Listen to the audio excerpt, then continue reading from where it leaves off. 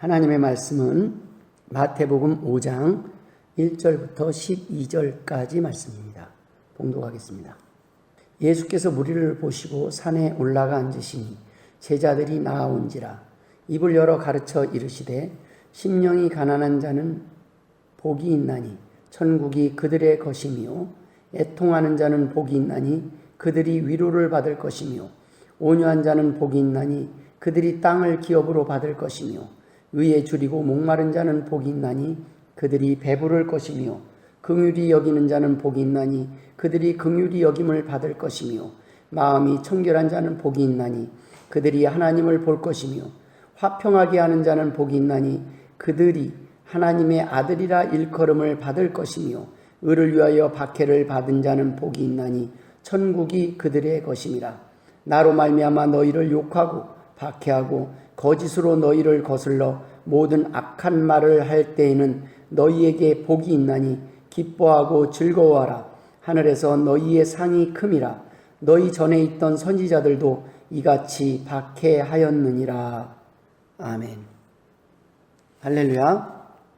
지난주에 사람들이 원하는 복이라는 제목으로 함께 은혜를 나눴습니다.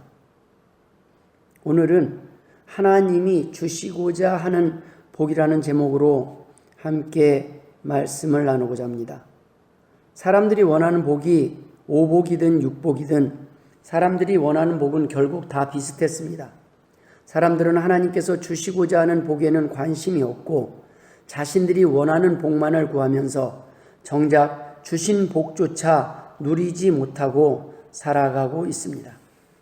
정작 사람들이 원하는 복들은 하나님께서 많이 주신 만큼 심판하러 오셔서 정산하실 때 우리에게 맡겨주셨던 만큼 그에 합당한 열매를 요구하실 달란트였음을 우리는 간과해서는 안 될 것입니다.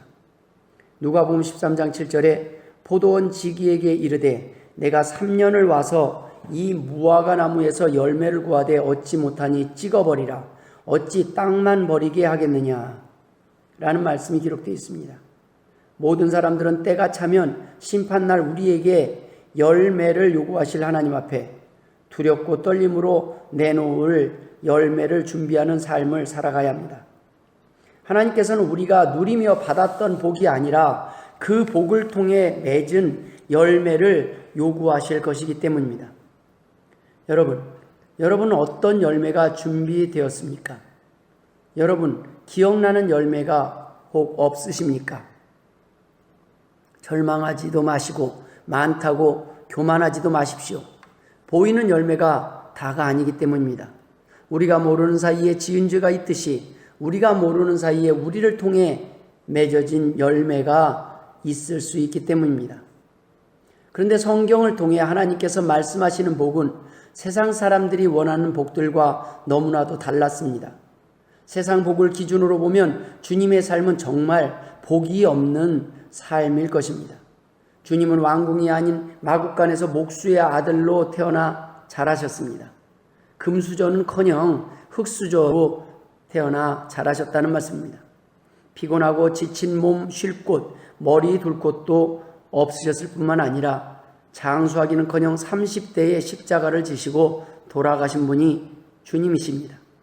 누가복음 9장 58절에 예수께서 이르시되 여우도 굴이 있고 공중의 새도 집이 있으되 인자는 머리 둘 곳이 없도다 하시고, 여러분 혹시 집이 없어서 우울하신 분 계십니까?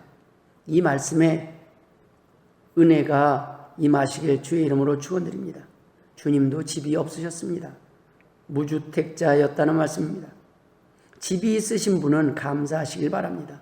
주님은 좋은 배우자를 만나 연애 한 번도 못 해보시고 수많은 사람을 치료하고 살리는 기적을 행하셨건만 출세가 아닌 사형수로 생을 마감하셨습니다. 사탄은 주님에게 와서 세상 사람들이 원하는 복으로 유혹하고 시험하였지만 주님께서는 말씀에 순종하심으로 천국의 복을 택하셨습니다. 마태복음 4장 8절에 보면 마귀가 또 그를 데리고 지극히 높은 산으로 가서 천하 만국과 그 영광을 보여 이르되 만일 내게 엎드려 경배하면 이 모든 것을 내게 주리라. 이에 예수께서 말씀하시되 사탄아 물러가라 기록되었으되 주 너희 하나님께 경배하고 다만 그를 섬기라 하였느니라. 여러분, 만일 사단이 와서 천하만국과 그 영광을 보여주면서 오늘 우리에게 딜을 하고자 한다면 여러분, 이 거절이 과연 쉬운 거절일까요? 쉽지 않을 것입니다. 오늘은 하나님이 주시고자 하는 복, 주님이 말씀하신 복이 어떤 복인지 함께 은혜를 나누고자 합니다. 첫 번째, 신명기 28장에 기록된 복입니다. 이 생에서의 복, 세상 사람들이 원하는 복, 세상 사람들이 부러워하는 복의 내용이 기록되어 있습니다. 신명기 28장 1절부터 14절에 내가 네 하나님 여호와의 말씀을 삼가 듣고 내가 오늘 네게 명령하는 그의 모든 명령을 지켜 행하면 네 하나님 여호와께서 너를 세계 모든 민족 위에 뛰어나게 하실 것이라. 내가 네 하나님 여호와의 말씀을 청종하면 이 모든 복이 내게 임하며 내게 이르리니. 이어서 이 세상에서 받는 복이 기록되어 있습니다. 성읍에서도 복을 받고 들에서도 복을 받을 것이며 내 몸의 자녀와 내 토지의 소산과 내 짐승의 새끼와 소와 양의 새끼가 복을 받을 것이며 내 광주리와 떡반죽 그릇이 복을 받을 것이며 내가 들어와도 복을 받고 나가도 복을 받을 것이니라. 이뿐 아닙니다. 여호와께서 너를 대적하기 위해 일어난 적군들을 내 앞에서 패하게 하시리라. 그들이 한 길로 너를 치러 들어왔으나 내 앞에서 7길로 도망하리라. 안전에 대한 복입니다. 다른 사람이 우리를 공격하는 것, 다른 사람들이 우리를 모함하고 치려고 하는 적들에게서도 보호해 주신다는 것입니다. 그뿐 아닙니다. 여호와께서 명령하사 내 창고와 내 손으로 하는 모든 일에 복을 내리시고 내 하나님 여호와께서 내게 주시는 땅에서 내게 복을 주실 것이며 여호와께서 내게 맹세하신 대로 너를 세워 자기의 성민이 되게 하시리니 이는 내가 네 하나님 여호와의 명령을 지켜 그 길로 행할 것임이니라. 땅의 모든 백성이 여호와의 이름이 너를 위하여 불리는 것을 보고 너를 두려워하리라. 여호와께서 내게 주리라고 내 조상들에게 맹세하신 땅에서 내게 복을 주사 내 몸의 소생과 가축의 새끼와 토지의 소산을 많게 하시며 여호와께서 너를 위하여 하늘의 아름다운 보고를 여시사 내 땅에 때를 따라 비를 내리시고 내 손으로 하는 모든 일에 복을 주시리니 내가 많은 민족에게 꾸어줄지라도 너는 꾸지 아니할 것이요 여호와께서 너를 머리가 되고 꼬리가 되지 않게 하시며 위에만 있고 아래에 있지 않게 하시리니 오직 너는 내가 오늘 네게 명령하는 네 하나님 여호와의 명령을 듣고 지켜 행하며 내가 오늘 너희에게 명령하는 그 말씀을 떠나 좌로나 우로나 치우치지 아니하고 다른 신을 따라 섬기지 아니하면 이와 같으리라. 여러분 아멘이십니까?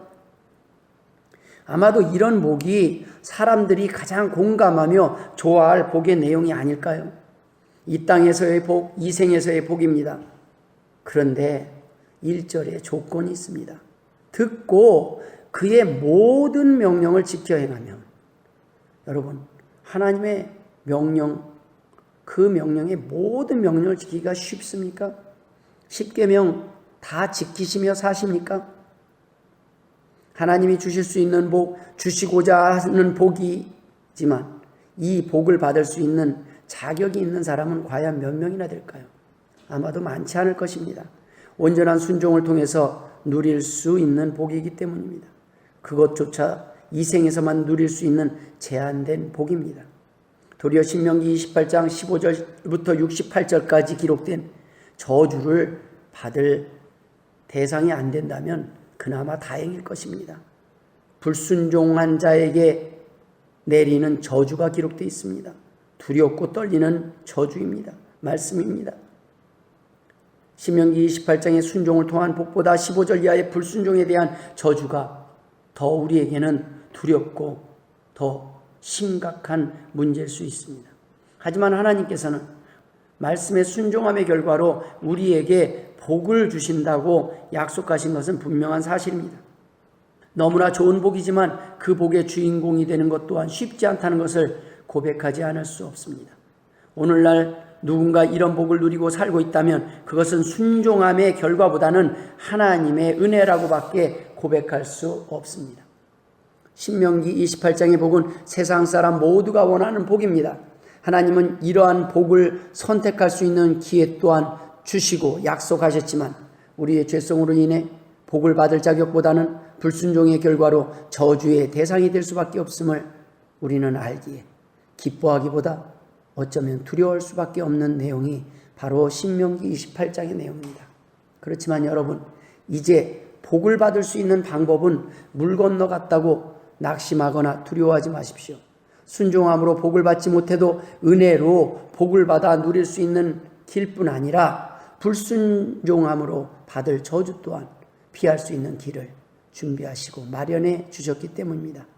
고린도전서 15장 10절에 그러나 내가 나 된 것은 하나님의 은혜로 된 것이니 내게 주신 그의 은혜가 헛되지 아니하여 내가 모든 사도보다 더 많이 수고하였으나 내가 한 것이 아니요 오직 나와 함께 하신 하나님의 은혜로라.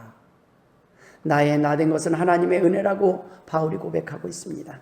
여러분, 우리의 힘으로는 할 수 없습니다. 그러나 하나님의 은혜로는 가능합니다. 하나님께서 우리를 복된 자로 복된 자의 자격까지 얻을 수 있도록 인도하신다는 말씀입니다. 우리는 주님의 보혈의 공로로 불순종의 저주에서 벗어나고 성령님의 도우심으로 순종하면서 성화되어서 하나님의 은혜로 베푸시는 복을 받아 누릴 수 있게 되었기 때문입니다. 여러분, 두 번째 함께 생각하고 나눌 은혜는 시편 1편에 기록된 복입니다. 시편 기자가 고백한 복 있는 사람은 어떤 사람입니까? 악인들의 꾀를 따르지 아니하며 죄인들의 길에 서지 아니하며 오만한 자들의 자리에 앉지 아니하고 오직 여호와의 율법을 즐거워하여 그의 율법을 주야로 묵상하는도다. 이렇게 복 있는 사람을 소개하고 이어서 그 복의 결과를 기록하고 있습니다. 이 복은 어떠한 복입니까? 말씀을 통한 복입니다.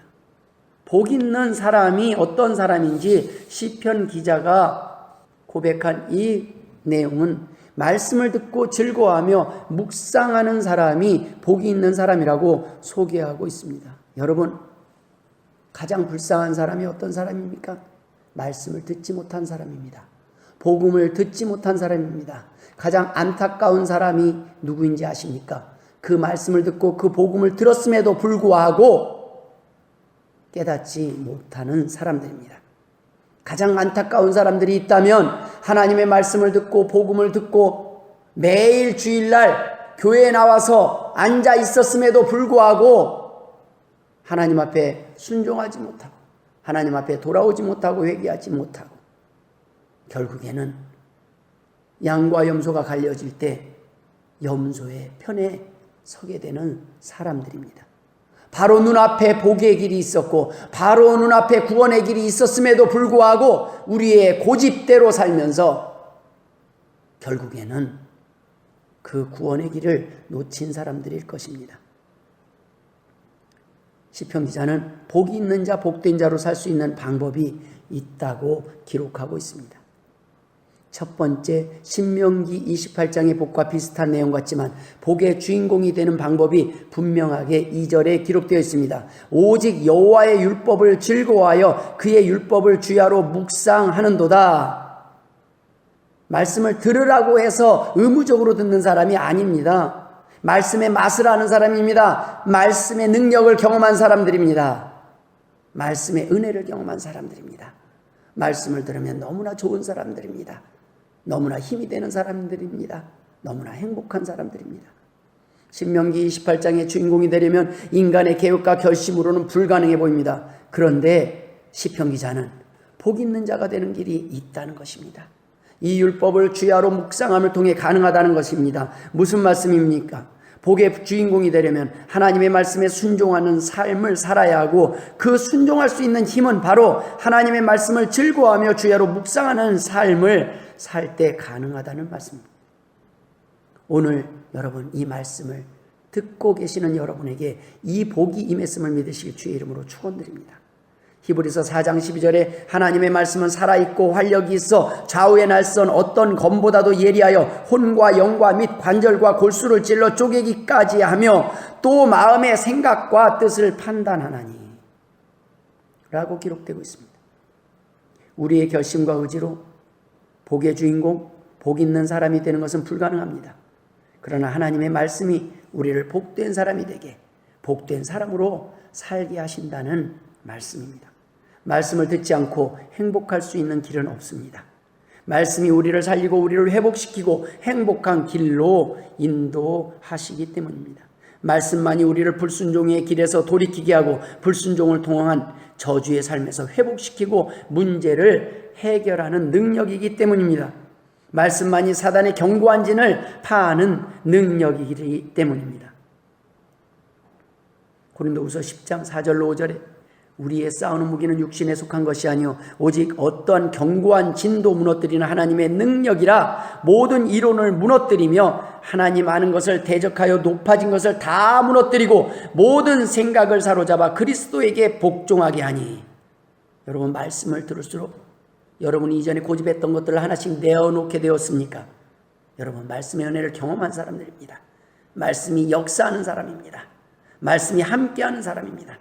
이 복은 육신에 속한 복이 아닙니다. 이 복을 받을 수 있는 방법은 말씀밖에 없습니다. 은혜밖에 없습니다. 말씀이 여러분을 복 받을 자의 길로 인도할 것입니다. 하나님께 복종하게 하실 것이라는 말씀입니다. 힘드십니까? 말씀을 들으십시오. 말씀을 가까이 하십시오. 말씀만이 해답입니다. 말씀 속에 길이 있고 생명이 있고 복이 있기 때문입니다. 말씀을 듣지 않기 때문에 문제가 생기는 것입니다. 말씀을 들을 때 말씀이 여러분을 깨닫게 하고 보게 하시고 인도하십니다. 말씀을 통해 우리는 하나님이 주시고자 하는 그 복을 누릴 수 있기 때문입니다.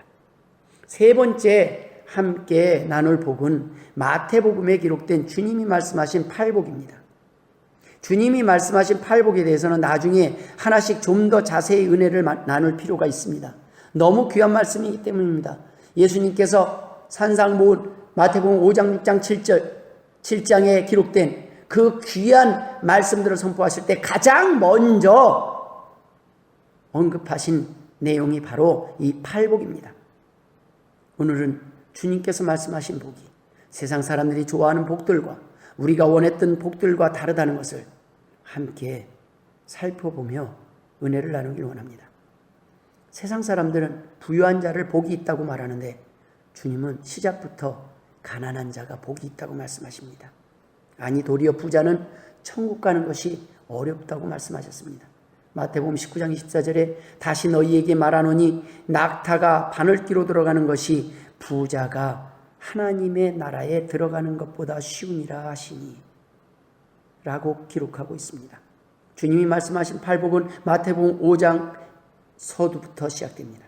심령이 가난한 자는 복이 있나니 천국이 그들의 것이며 애통하는 자는 복이 있나니 그들이 위로를 받을 것이며 온유한 자는 복이 있나니 그들이 땅을 기업으로 받을 것이며 의에 줄이고 목마른 자는 복이 있나니 그들이 배부를 것이며 긍휼히 여긴 자는 복이 있나니 그들이 긍휼히 여김을 받을 것이며 마음이 청결한 자는 복이 있나니 그들이 하나님을 볼 것이며 화평하게 하는 자는 복이 있나니 그들이 하나님의 아들이라 일컬음을 받을 것이며 의를 위하여 박해를 받은 자는 복이 있나니 천국이 그들의 것이니라.